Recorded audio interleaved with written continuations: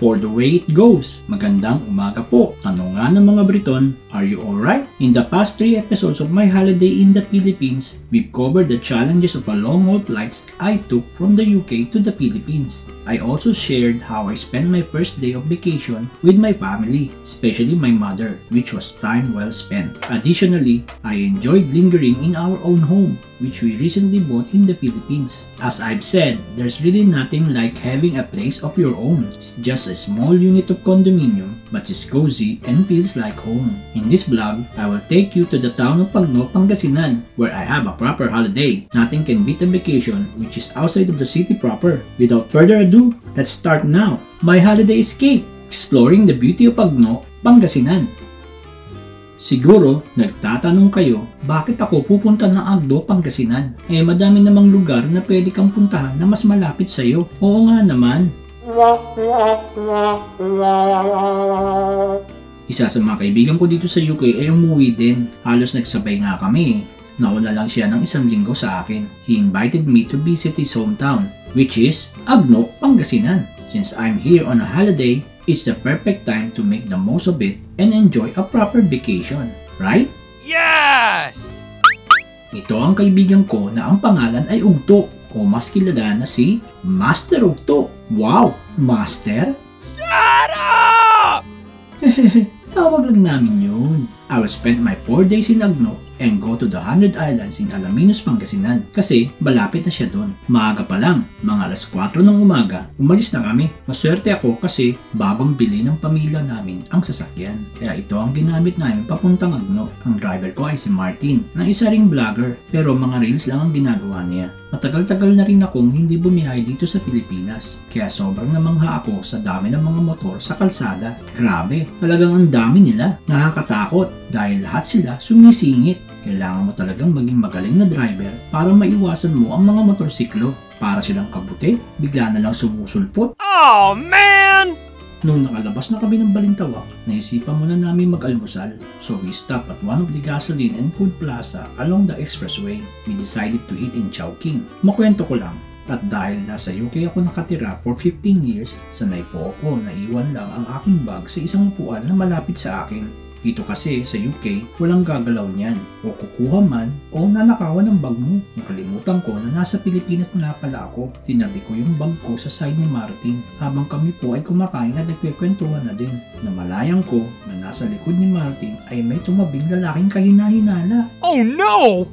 Napansin ko na siya kasi umilig siya sa side na malapit sa bag ko at ang kanyang mata ay sobrang likot. Ito namang si Martin, sige lang ang kwento. Nakakutob yung lalaki na yun na naalerto ako. Isipin mo, wala naman siya kain at talagang pumesto pa siya sa tabi ng bag ko. Kaya tumayo ako at kinuha ang aking bag. Pagkuha ko, yung lalaking kahina-hinala ay tumayo din at lumabas na siya. Ew, boogers!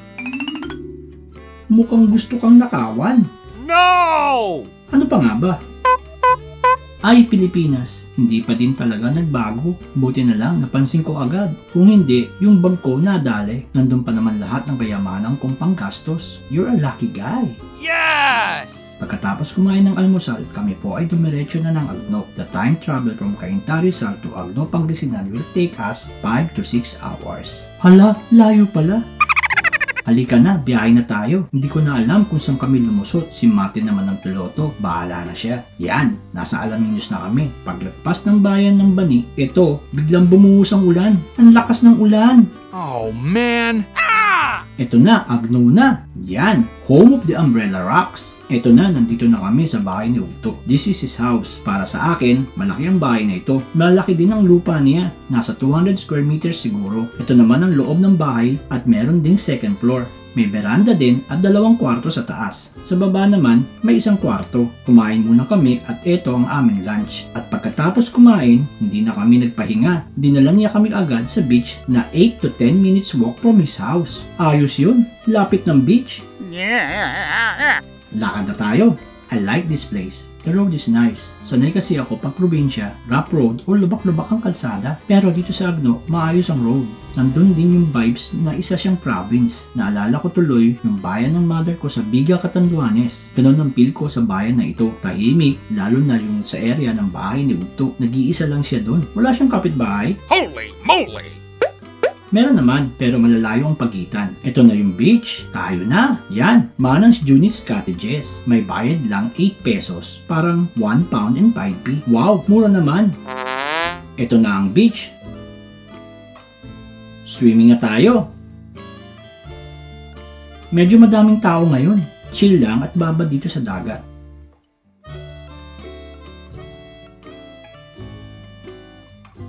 After ng swimming, kami po ay nagpahinga na for the rest of the night. Wala na ding energy para uminom, kaya tulog na lang. The next day, umising kami ng maaga ni Martin at bumalik kami sa beach para explore ang kahabaan ng tabing dagat. Ito na, dami palang bangka dito. May pagka-white sand siya. Kaya pala ayaw nang pumunta ng Boracay ni Ugto. Ang ganda naman ng beach. Nice! Ito sa side na to, madaming nagsiswimming. Daming mga cottages dito. On this area, medyo masukal. May balak yatang mangisda ito ah. Sama ko! Hey, what's all the hubbub? Yan, may mga nagbabalibol pa dito.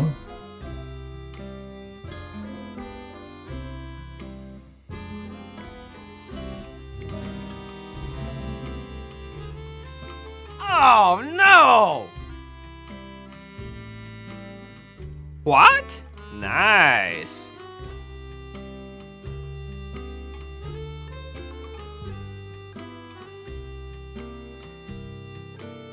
Bumalik na kami ng bahay para makapag-almusal at maya-maya kami naman po ay lalabas papunta ng bayan. Ito, rest muna dito sa beranda. Grabe lang init dito. Hindi na ako sanay. Oo nga, nagmamantika ka na. Kami po ay aalis na pagawin ng bayan ng Agno. Di ba nakita nyo kanina yung Agno, the home of Umbrella Rocks? Doon tayo pupunta. Yan na. Umbrella Rocks? What? Dito na tayo. Yan, gusto ko yung signage na yan. Picture muna tayo.